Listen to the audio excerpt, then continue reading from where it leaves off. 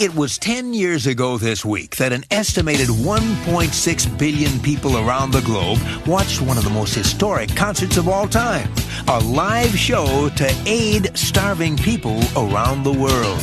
Our look back at that historic day in rock coming up. Casey's Top 40. Casey's Top 40. Across the USA and around the world, you can hear Casey's Top 40 every week on great radio stations like Nashville's new music, Y107, Nashville, Tennessee. Today's best music, 107.3 KKRD, Wichita, Kansas. Island 106, today's best music, Panama City, Florida. And CFRA, Ottawa, Canada.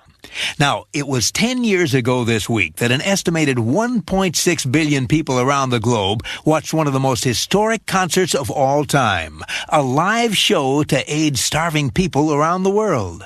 The idea for the charity concert was born one night in the early 80s when Irish rock and roller Bob Geldof was watching the news on TV. He saw a report from Ethiopia about how millions of people were going to die of starvation there.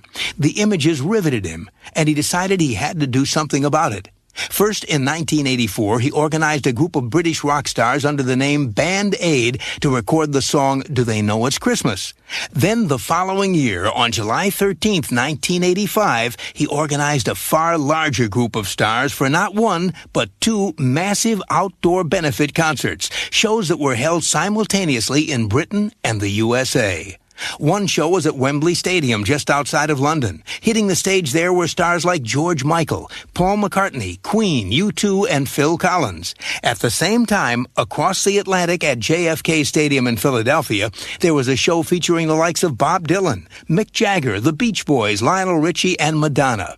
But the biggest audience that day wasn't at the two stadiums. It was the more than 1 billion people in more than 130 countries around the world who saw portions of the concert on TV. The best thing, of course, wasn't the music. It was the fact that the concert, called Live Aid, raised over $50 million, money that went to help feed starving people around the world. And that's our look back at an historic day in rock. The day 10 years ago that over 1 billion people around the world saw Live Aid. Now on with the countdown. Number 16. Falling 2 notches is Casey's Top